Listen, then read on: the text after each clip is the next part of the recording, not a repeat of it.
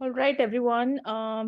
It's time for our first lightning session, and the moderator is Mandy Liu. Mandy Liu. Sorry, Mandy. Welcome back, everyone. Thank you, Disha. Thank you, Dr. Disha Shende.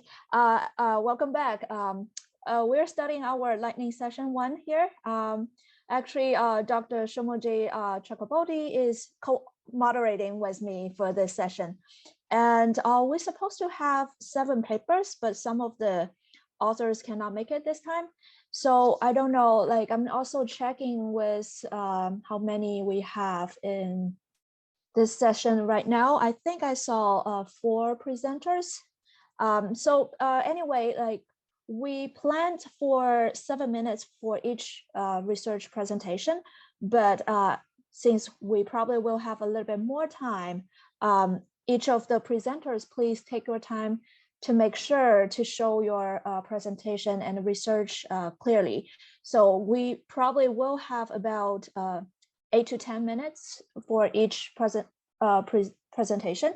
So I will give you the little time reminding for each presentation. So that's the plan for our lightning session. And I think if I'm correct, I don't see the first 2 papers authors here today. So we probably will start with the paper by Saniksha Bade. Sorry if I pronounce your name incorrect. The paper's title is Assessment of Government of Nepal's Policy to Ban Single-Use Plastic Bags. So Saniksha, are you here? Hello, yes, I'm here. Take the floor. Thank you.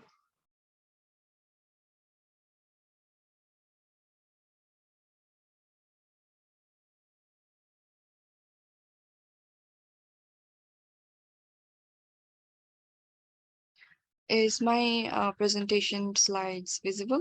Yes. Hello, everyone. My name is Saniksha Bade. I am a student of Master of Public Policy and Management at Kathmandu University, and today I'm presenting a policy analysis on assessment of Government of Nepal's policy to ban single-use plastic bags. So to give a short background, in major cities of Nepal, today, single-use plastic bags have become extensively used in daily shopping culture, but it has become a challenge for municipalities to manage plastic waste as they have extremely low recyclability rate, and the plastic waste have become a significant source of land-based litter, and the plastic waste is polluting water sources as well, and they impair water management system. So to combat this, the government of Nepal has made several attempts, and the government has made several attempts to ban single-use plastic bags as a measure to control plastic pollution. So the first ban was introduced in 2015, and after an unsuccessful implementation, the ban resurfaced in 2018 and again in 2021. In 2021, the government announced to impose a complete ban in the production, distribution, and use of plastic bags that are less than 40 microns thick. But even after so many efforts, none of the bans have been successful. And one can easily find single-use plastic bags that are less than 40 microns in abundance in the market. So this research attempts to identify the gaps in the existing policy of the government that has been introduced. And this research also aims to explore the factors that influence the ban on single-use plastic bags by studying the cases of successful bans. And this research also tries to bring in the suppliers' perspective into this policy. So this research will make recommendations about the key considerations that determine the successful implementation of banning single-use plastic bags. So the research questions are: what are the factors influencing the ban on single-use plastic bags? What are the supply side perspective on the policy to ban single-use plastic bags? And what are the gaps in the government of Nepal's policy. So I have used a qualitative research approach. I have studied literature review, and I have interviewed various plastic manufacturers and suppliers as well.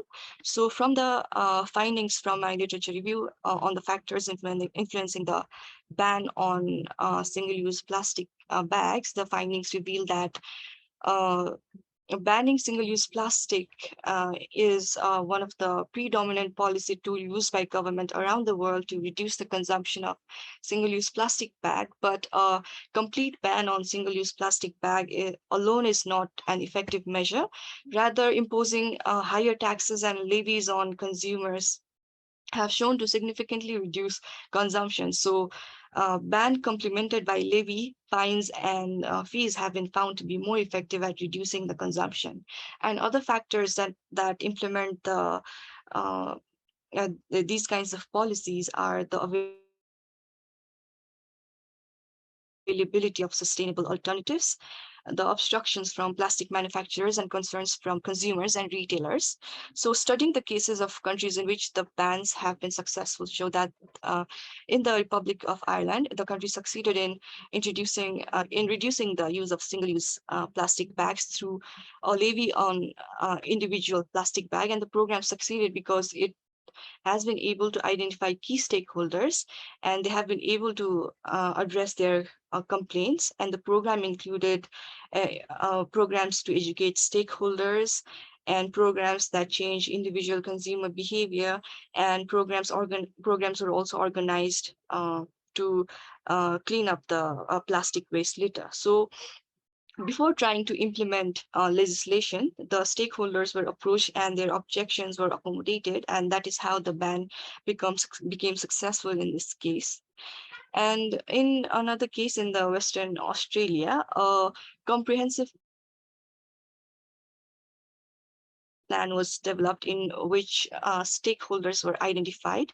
So three main stakeholders of this issue were retailers, consumers, and plastic bag suppliers. So the program made arrangements for suppliers and provided clear guidelines to allow them to make appropriate plans.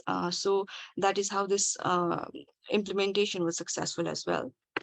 To answer the next question, upon interviewing the manufacturers, two versions on the policy have appeared.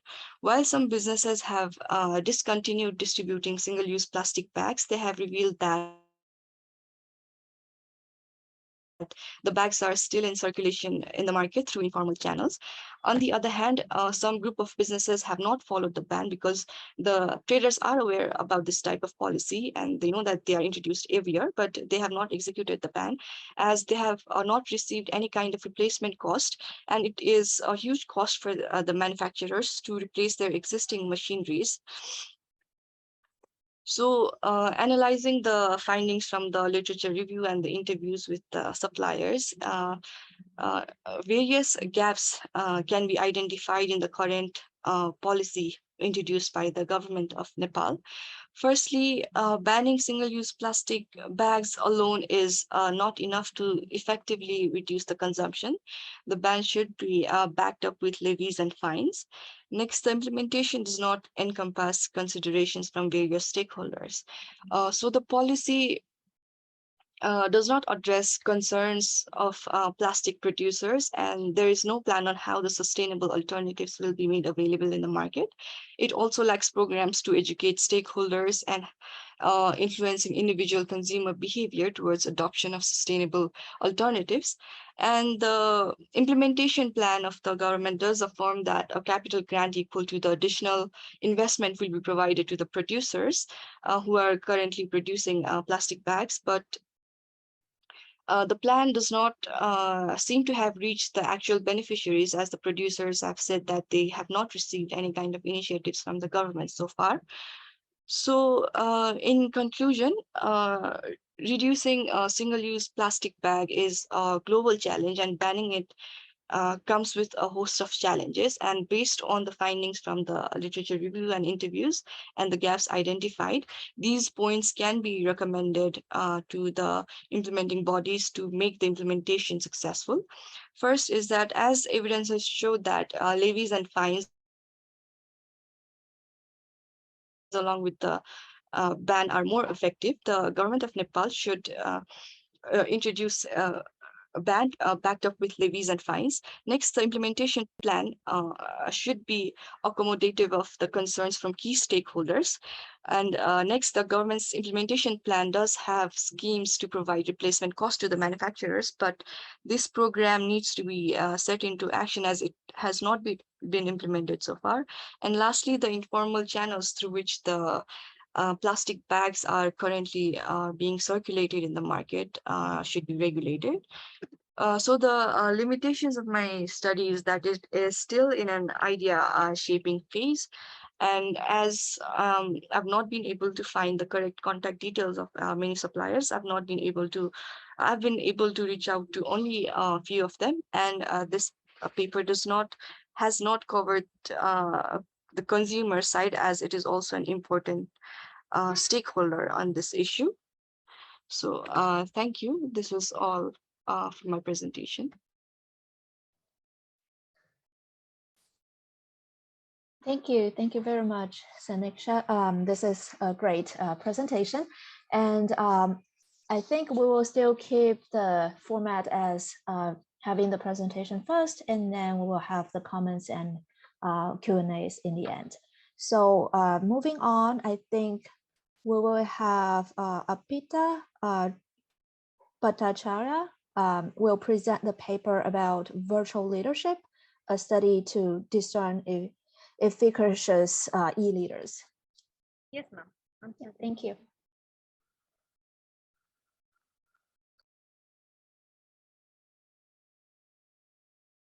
Ma'am, is it visible? Yes. I'm Arpita Bhattacharyya from ISW in Calcutta University, India. I'm going to present my paper on virtual leadership, a study to discern efficacious e-leaders.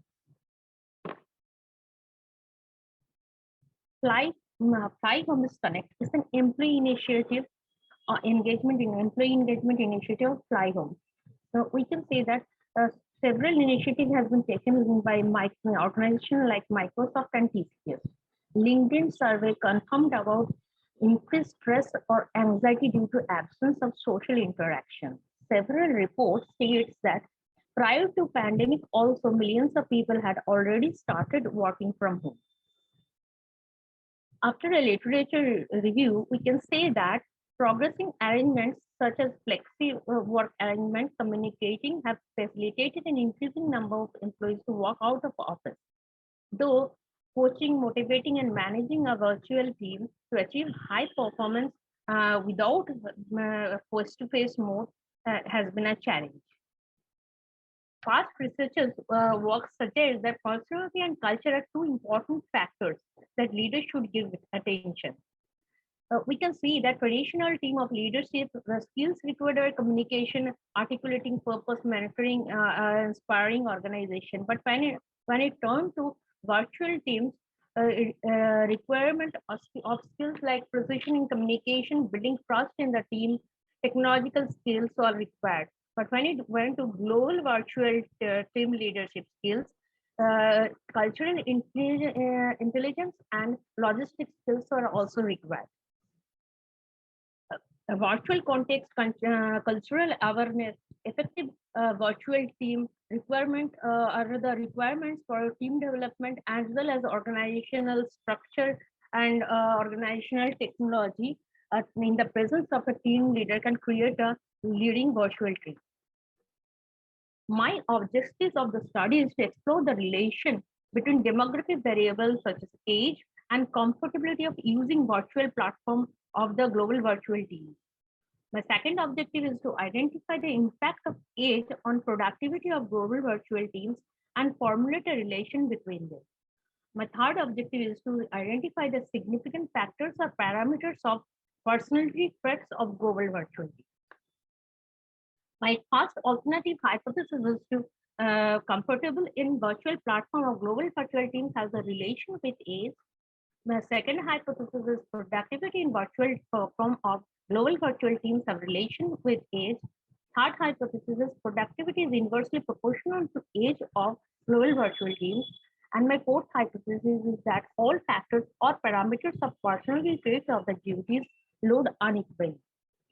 My sample size of respondents is 68, where you can see that 31% are female and 69% are male. 57% are within the age group of 21 to 30, 31% within the age group of 31 to 40, 10% within the age group of 41 to 50, and 2% within the age group of 51 to 60. 31% in the lower management level, 31% in the middle management level, and 38% in the upper management level. 5 questionnaires have been constructed. First questionnaire is of demographic details. Second is of multi-factor leadership questionnaire. Third is virtual context questionnaire. Fourth is a cultural intelligence questionnaire, and the fifth is Big 5 personality questionnaire. A 5-point Likert scale has been used to rate. SPC's Statistics 26 package has been used for the purpose of data analysis. The statistical tests that have been conducted on the primary data are reliability test, chi-square test, factor analysis, Pearson correlation test, and linear regression analysis. The concept alpha in the reliability test results in the multi-factor leadership questionnaire. Concept alpha is 0.733. In virtual context questionnaire, concept alpha is 0.679. And in cultural intelligence questionnaire, concept alpha is 0.644, and in Big 5 personality questionnaire, concept alpha is 0.763. They're all acceptable and reliable. My first objective was to study the relation between age and comfortability using chi-square test.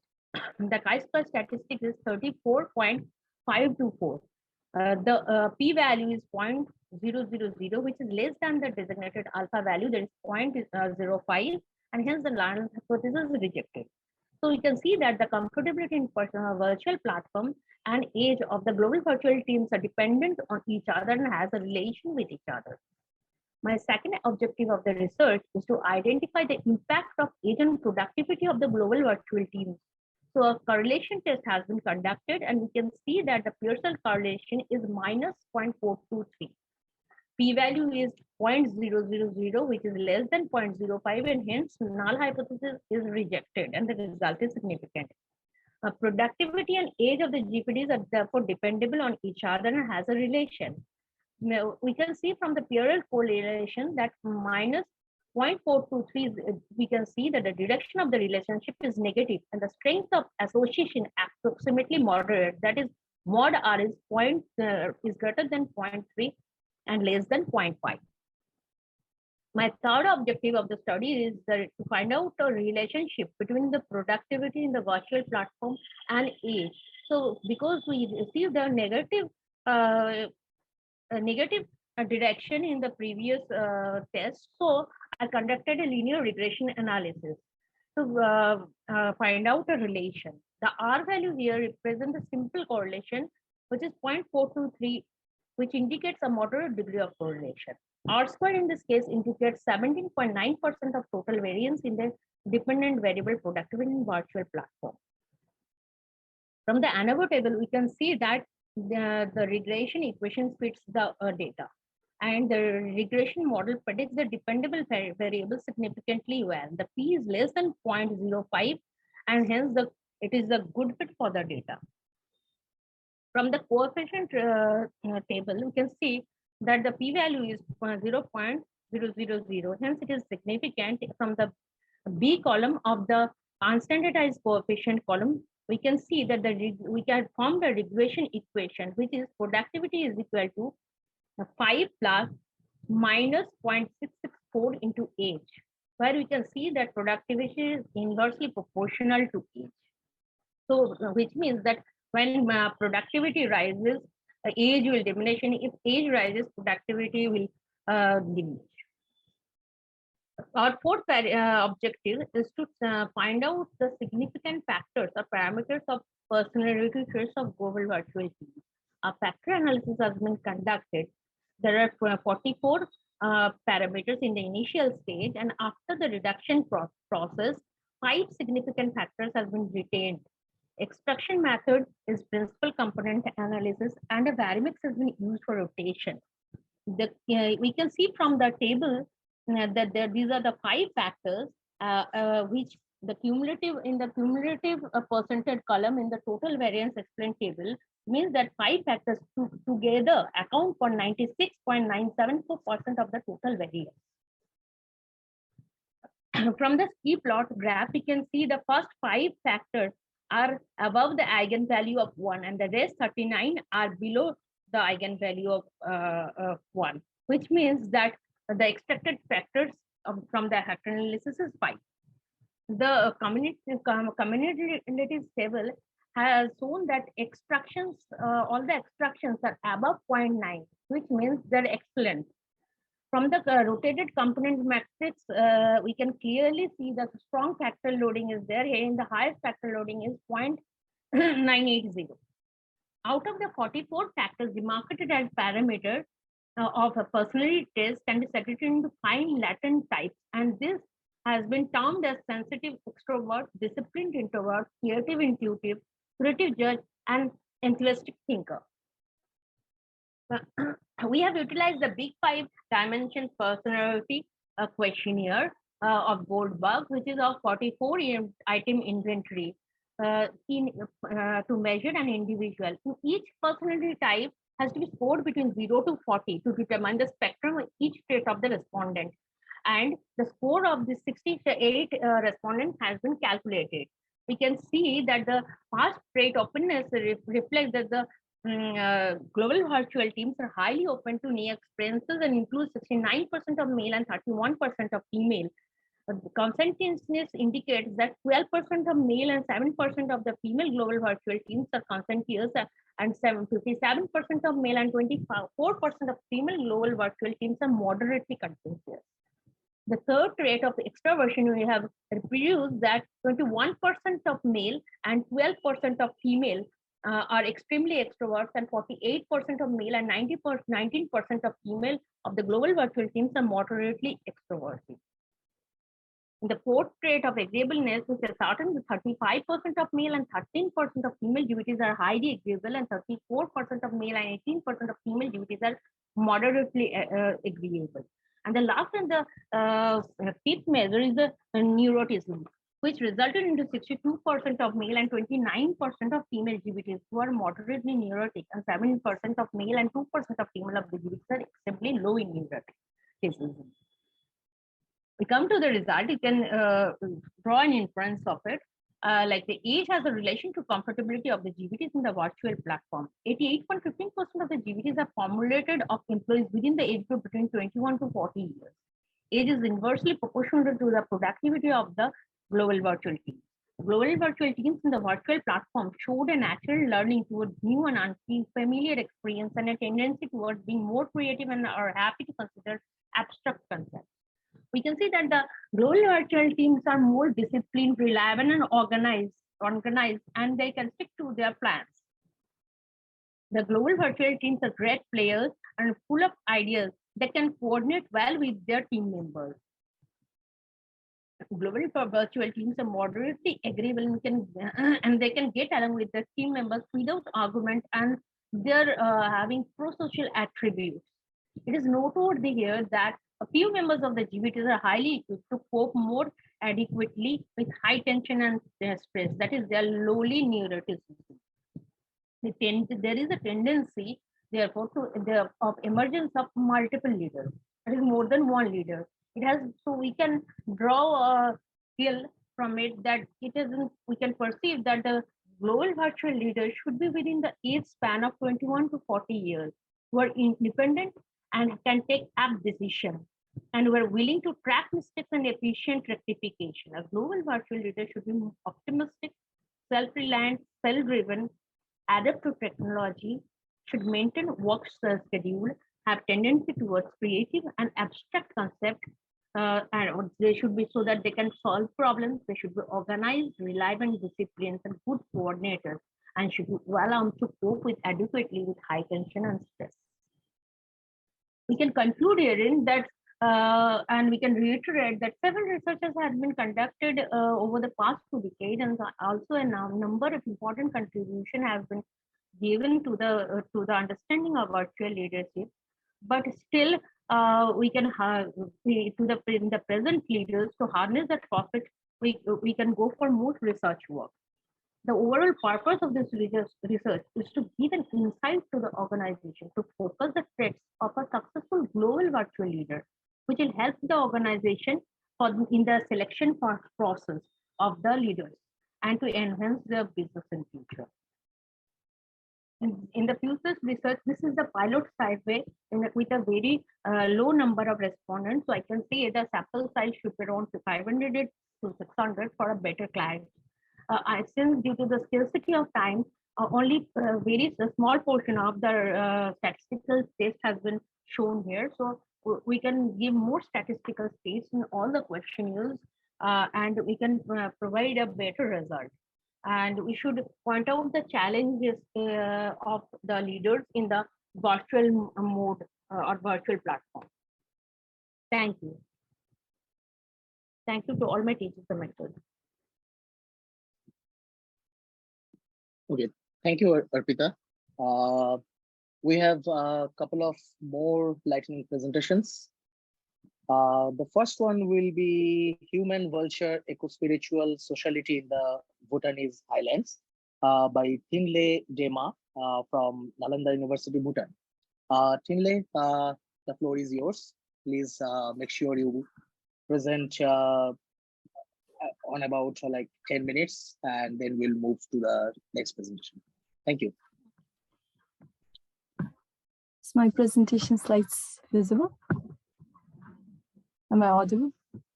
Yes, perfect. Oh, okay. You can make it full screen. Yeah. Okay. Greetings, everyone. My name is Tildema. I recently graduated from Nalanda University. So I'm currently working in RTC as a research assistant. And today I'll be presenting on the topic Human-Vulture Eco-Spiritual Society in Bhutanese Highland. This study is based on ethnographic fieldwork and it was conducted among the yak herders in the highlands of northwest part of Bhutan in the Greater Himalaya. So what are vultures? So vultures are large scavenger birds that feeds on carcasses of dead animals and are keystone bird species. They play a very important role in the environment as they consume the dead carcasses of the dead animals. So they have a scavenging niche. This group of birds clean our landscape and it also helps in preventing spread of diseases.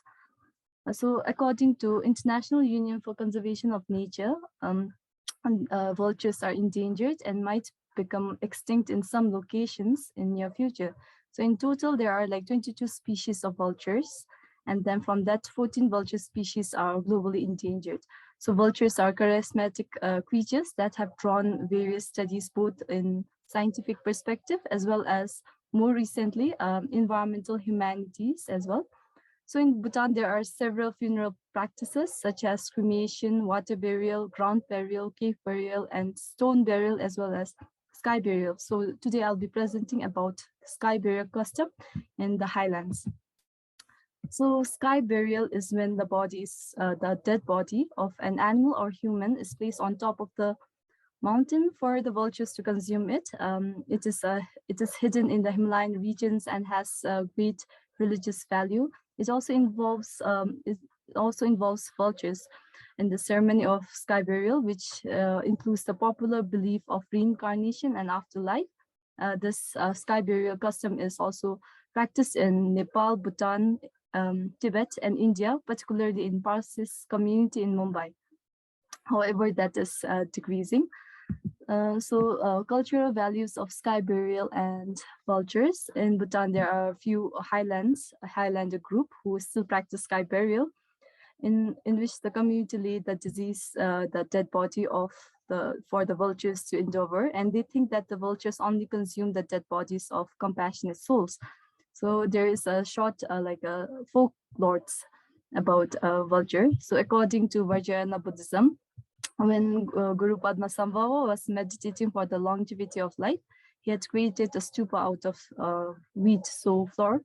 So the vulture just flew in and took a piece of the stupa, resulting in the vulture surviving for thousands of years. This story was narrated to me like it was through oral tradition, so it might alter depending on where you live. So this belief, however, it's not like true.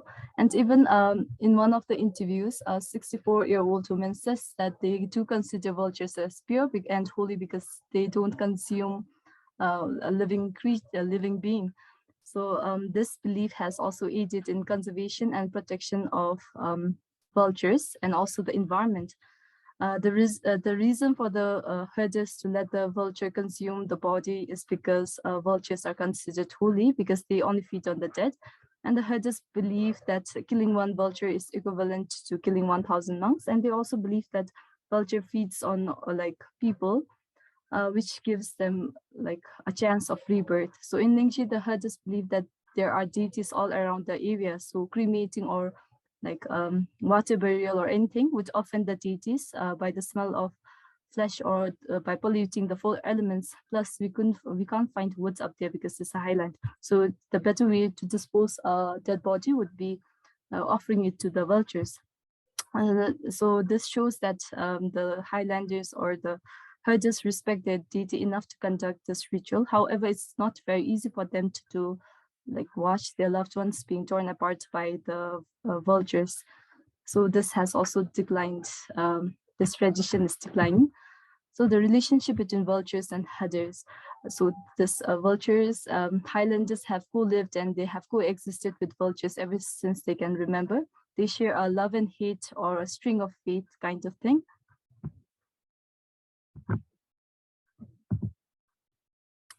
And there are positive and negative interactions in the relationship, but in the end, they always end up staying together. Vultures can feast on dead body of the yak. So in the interview, 53-year-old woman says that vultures are their biggest enemy because they can't really, they have to like compete for the meat of the yak. So when the yaks fall down, it becomes very difficult for the herders to sell or eat the meat. But in a way, it's good for the yaks to be eaten by the vultures as it allows them to be reborn. Yaks and herders share an intimate bond. So having them being eaten by vultures gives them a sense of comfort knowing that their yaks will have a better afterlife or even reincarnation. However, herders often see the vultures as competition as they often have to compete for the dead bodies or the meat. Herders also consider themselves unlucky if the vultures find the yak's dead body before them as they have to compete for the meat, and also the main source of their income is the yak. And vultures and humans have like a mutualism, like herders will provide them like the food, and then the vultures are like they have a regulatory system whereby they clean the highlanders from all the diseases spreading carcasses. So this kind of relationship between human and vultures are common. It was common in the past, but now it's not. So now it is on the verge of disappearing due to lack of dead bodies and the impact of decline in vultures in sky burial. So vultures are endangered species, as I mentioned before, and are threatened by various of things like diseases, pests, environmental contamination, poisoning, reduction in food availability, and vultures usually feed on dead beings. So when there are no dead bodies found in their area of inhabitants, then it's natural for them to eventually perish due to lack of food. And another reason for the vultures to be like decreasing in the highland is because of the decrease in the custom of sky burial. Herders feel emotional when they see their loved ones being eaten by vultures. So they have to wait for the vultures to consume it, because if they don't, the wild animals will just take the dead body.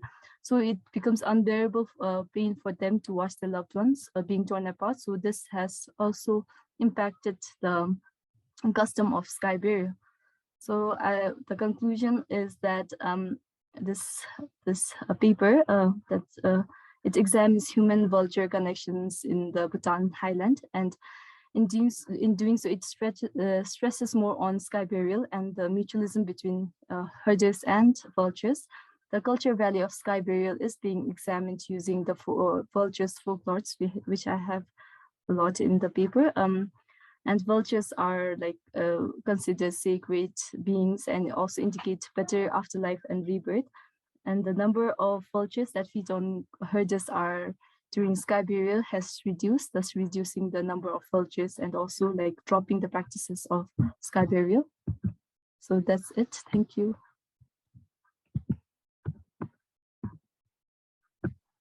Thank you, Thinley.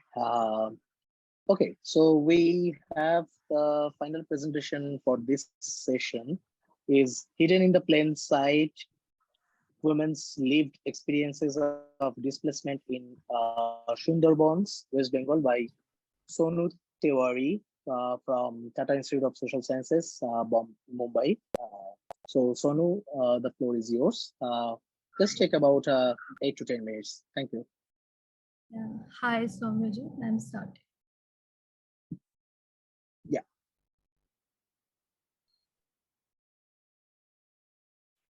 So can you please see my screen?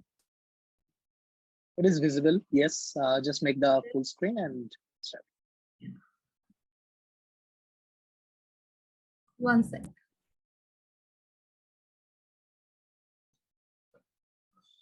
Hi, I'm Sonu Tewari, and the topic of my presentation is Hidden in Plain Sight, Women's Lived Experiences of Displacement in Sundarbans, West Bengal. First, I would like to contextualize the research problem. Displacement is one of the most devastating consequences of disaster and climate change. In the last 10 years, since 2009, IDMC has globally recorded an average of around 23.3 million new displacement cases every year due to disasters. If we look at figures from India, in India alone, an average of around 3.6 million people a year were displaced between 2008 and 2019, which is one of the highest level of disaster displacement in South Asia. Unfortunately, the figure on the number of girls and women who are displaced due to disasters remains unknown. Displacement is also a huge concern in Sundarbans, which is a climate hotspot considered to be one of the most vulnerable deltas in the world. It is particularly at risk from multiple hazards like storm surges, tropical cyclones, coastal flooding, soil erosion, and salinity intrusion. According to estimates, 1.2 million people living in Indian Sundarbans will be compelled to displace or migrate from their original habitat between 2030 and 2050. Coming to the question of why this research, people are forced to leave their homes only when there's a question of survival. The number of IDPs due to climate change and disasters are rising, and the state doesn't seem to recognize them. The struggles have largely remained invisible. Globally, 80% of the refugees are women and children, and women are more likely to flee during conflict, violence, disasters, and climate change. And they are at a risk of deprivation, insecurity, abuse, and neglect during displacement, which not only reinforces their pre-existing discrimination, but also lead to socioeconomic disadvantages with limited participation in their decision making when the voices are not heard. The study also lays emphasis on the agency of the displaced women who have limited resources but still adopt many adaptive strategies to deal with their circumstances. And it is in line with the broader global framework on disaster management. Now, the literature that I had reviewed for this study is in the context of the overarching theme of forced displacement, which was guided by literature on displacement due to infrastructure project, due to war and conflict, due to environmental reasons. And within that, I have particularly looked at disaster and climate change, and also looked at local literature on Sundarbans, both in the context of Bangladesh and India, and particularly focused on gender. So the gaps that I have identified are, first of all, there is a paucity of literature to study the experiences of women, of people who are internally displaced in the context of natural disasters. The experiences of women are not captured, especially insufficient attention is paid to the experiences of the IDPs, and in understanding the underlying social and economic inequalities, power relations, because all those who are affected by disasters are homogeneously labeled as affected people. Research on what displacement specifically means for women in the terms of the complexities they face, their roles, their opportunities in the new environment, the potential shift in power structures needs further attention. Now, this study goes beyond portraying women as marginalized and dispossessed, and emphasizes on their agency and their potential to adjust and adapt to the new surroundings. Historically and socially, a lot of these experiences have been analyzed through that lens. However, the idea of space and justice to explain these concepts has been relatively new in the field of displacement. Now, based on the objectives that I have identified, I have formulated these research objectives and questions. The first objective is to understand the women's experience of displacement due to erosion and tropical cyclones. Second is to understand their vulnerabilities and explore their adaptive strategies they use to deal with displacement. Third is to critically examine the post-displacement space in the context of erosion and tropical cyclones. And fourth is to understand the role of state and non-state actors in addressing the concerns of women who are displaced due to erosion and tropical cyclones in Sundarbans. The research questions corresponding to these objectives are: how do women experience displacement? How are they vulnerable? What are the adaptive strategies they use to deal with displacements? How does post-displacement space plays a role in the marginalization of women? And how do women recreate the space as home after being displaced? And what is the role of state and non-state actors in addressing the concerns of the women? Now, to get to these objectives that I want to that I have formulated for my research, I have come up with this conceptual framework wherein I'm looking at the women's lived experiences due to because right now I'm in the process of collecting data from the field. So initially, when I had made the conceptual framework, I had only included the disasters, but now I'm going to also include the socio-political and economic context of the place. And I'm looking at the experiences of vulnerability, particularly related to work, domestic and child care, experiences of violence, abuse, and access to food. And in the experiences of agency, I'm looking at adaptive and coping strategies for survival, rebuilding after natural hazards. I'll be primarily looking at it from a qualitative perspective, where I will take a feminist epistemological approach to it. And the theoretical framework that I'm going to use for my study comes from the theory of practice by Bourdieu and the theory of spatial justice by Edward Soja. Now, the basic premise that I'm going to use for this research is that displacement, if not addressed within the disaster governance, is an injustice issue. I have zeroed down on using spatial justice for deconstructing displacement in Sundarbans, as the concerns of those displaced by coastal erosion have not found space in the disaster governance framework in India. Coastal erosion and the devastation that happens as an aftermath in the coastlines of India opens a new agenda for justice for those who have been paralyzed by the discourse of climate-related disasters and displacement. Now I'm going to look at it from all the factors, from the micro, meso, and macro factors, to arrive at a framework of looking at displacement. Now my study area is in the Sundarbans part of West Bengal. Primarily, what I have done over here is I have gone to the source of where this disasters are occurring, and from the source, then I have moved towards where people are moving. So in that, I have chosen two villages, Jiplot and Moshuni. Both of these islands are already, 2/3 of the islands are already submerged in the sea, with a lot of loss of land and diminished livelihoods in these areas. So, and also the population that I'm going to study they don't come under the protection of the state. There are two laws in India. One is the Disaster Management Act, and the other is the Land Acquisition Act of 2013, that provides rehabilitation and relocation to people who are being affected by the state-led infrastructure projects. So these people don't come under those as well. So in the next slide, when I'm talking about my research participants, I'm going to talk more about it.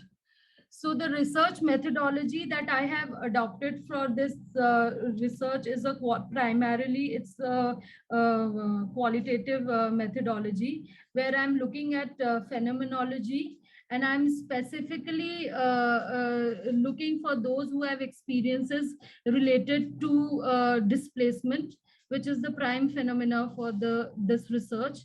And what I have done is, based on the literature and the pilot visit that I did over there, I have categorized participants into three categories. First are those who have internally displaced within the village, within these two villages from where this phenomena is occurring. Next set of participants are those who have moved to the nearby villages. And the third set of participants are those who have moved to the nearby cities. So I'm looking at the methods of data collection that I'll be using for this study are in-depth interviews. I've already done 24 interviews, oral histories 12, and key informant interviews 11. Now in the in-depth interviews, I have looked at the experiences of I've tried to look at intersectional experiences, wherein I'm using age as a criteria. I have I've selected women starting from 18 years old up till 45 years old. For oral histories, I'm going for selection of participants from older women, because they will have a lot to say about the kind of, because the phenomena that I'm talking about, erosion takes place. It's a long drawn process. So that is why I have kept this category. And for the key informant interviews, I'm looking at local leaders, panchayat level, which is the local government institutions, and also youth leaders, self-help group leaders, teachers, and other elderly members of the villages. Now, the sampling method that I have followed is a purposive sampling, and mostly through snowball, because I am looking for people who have moved out or who have been displaced out of these areas. So a lot of people who are not living there, but they have some connects with the people who are already staying in these villages. So I've used snowball sampling for that. And the data analysis will be done using Atlas TI. This paper that I have written is from my research proposal. So I'm still working on my data. I'm still in the process of collecting my data and transcribing it. So I'm not coming to the findings of this study. And I have, during the data collection period, it is a very sensitive issues. I'm working with women, so a lot of confidentiality has to be maintained, and I have taken utmost utmost care that all the ethical considerations are met for my study. These are some of my references. I would like to stop here. Thank you so much for giving me an opportunity to speak, and your suggestions and feedback are most welcome. Thank you, Sonu. I think let's take questions and comments. Mandy, you want to start Yeah. with your comments? I think we have about 10 minutes for some comments and questions. I do see some questions and comments in the chat box. I think I will give quick comments from my side for these 4 presentations. All of them are very interesting topics and great presentation. And I think everyone has very good work with at this starting point. Most of them are the qualitative analysis research. All my comments are based on my very limited knowledge about this area. So I will start from Saniksha. I think my comments actually was mentioned in your limitation. So I think you mentioned you will have more interviews with the business plastic business vendors, as well as the consumer side. Definitely, in my mind, that will be a very good consideration to interview some of the consumers to see how their behavior will change if there is a policy to ban the plastic bag. And the other thing I'm thinking about is also what is the substitute for the plastic bags if the government ban the plastic ones. And then that's a very good research. And then for the second one, Arpita, I think my most comments for this paper is about the questionnaire. So in your paper, I think you spend most of the parts for the analysis, but I would, and also checking the reliability, but I would like to see a little bit more descriptions about the questionnaires. What exactly is the measurement about the productivity and also the comfortability? So I would like to see a little bit more about that. And also for the age you're considering about, I'm thinking you show the age group. Do we also have the exactly age information, like specific age for the participants? And also, I definitely will consider the education level as well, because that can be very important for the leadership. And especially one more confusion from my side is how you identify the e-leaders. That's also the thing I did not really see clearly from the paper's description. So basically, I would like to have more full details about the questionnaires and also how you measure each of the variable.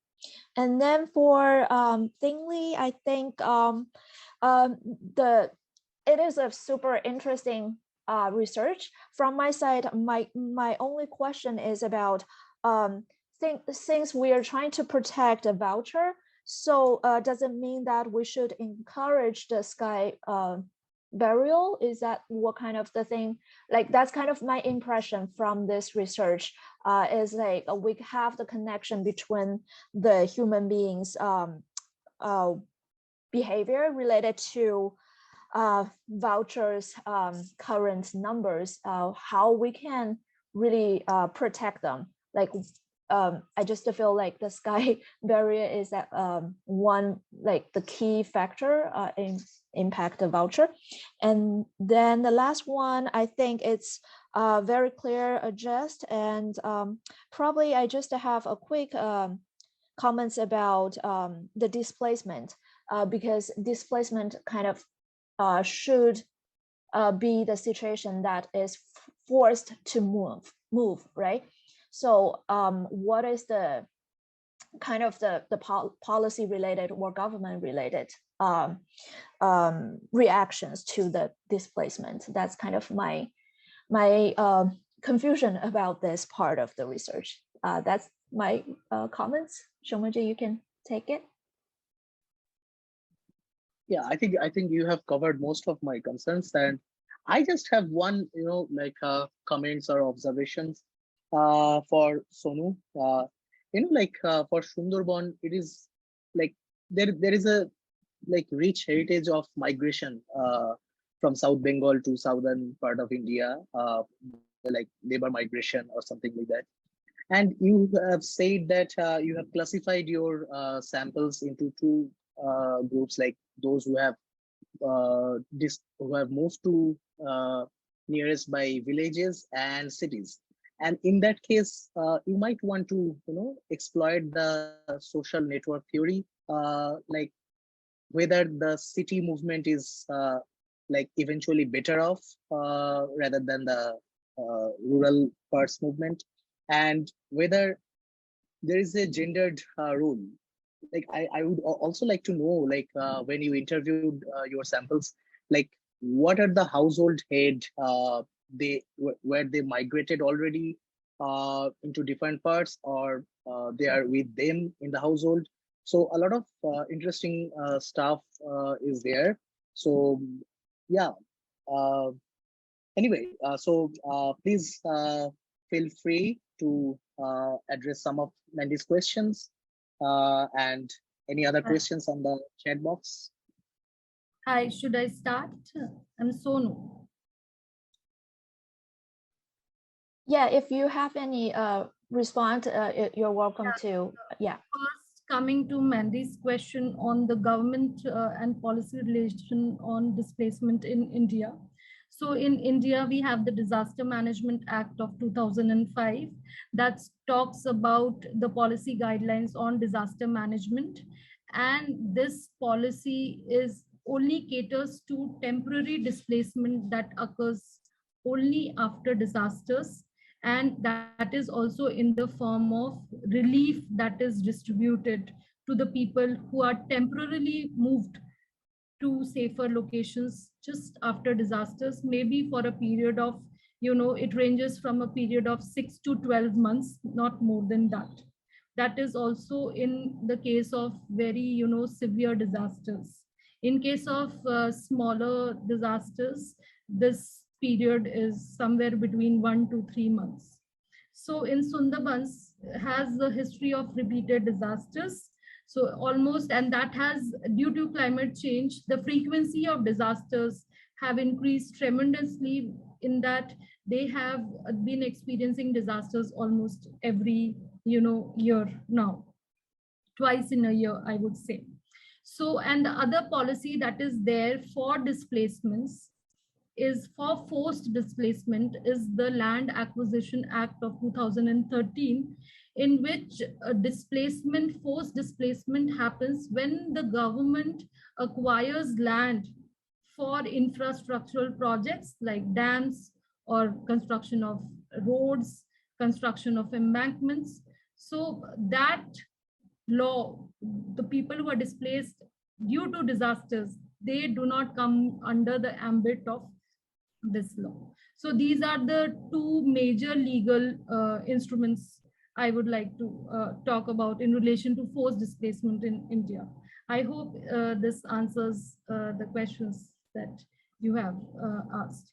Coming to Soumyajit, yeah, Sundarbans has a rich heritage of, labor migration, because all these areas which are experiencing climate distress, or I would say the distress of natural disasters, in the field I got to know that post cyclone Yas, the number of labor migrants have tripled in Sundarbans. So in the recent times, after 2010, when the cyclone Aila happened in Sundarbans, after that, the percentage of labor migrants have increased. But in my research, I am looking at, because I can't separate displacement and migration, because they run parallelly. Because if a family is suppose affected by soil erosion, that means that the family loses land to the sea. All the agricultural land they possess, their homestead land, it goes into the sea. So there is a temporary displacement. Now, these families will obviously try to adapt or adjust to these. This is one of the adaptive strategy, is that to send their whoever is the earning member. If there are young boys in the family, they will go move out to work. If there are young girls in the family, they will move out to work. So if there's a young couple, they will move out to work. So I just can't separate those things from my research. So I think it's kind of blurred and intersect and it mingles. But the households that I am going to, that I have, talked to or spoken to, mostly are female headed households. So they are single women who are migrating because they have no other people to go, or women, those who I have interviewed are women whose husbands are labor migrants and they are living in a displaced location because they don't have their own homes. So these are the two categories. And space wise, I have looked at women who are staying in their own villages, in the villages, nearby villages, or those who have completely moved to the city post disasters. I hope that answers the question that you have asked. Yeah, thank you. Yeah, I think for the rest of the questions in the chat box, can the presenters respond to the questions? And we will take the break now. We'll come back at 10:35 for the lightning session 2. Thank you very much for all the presentations.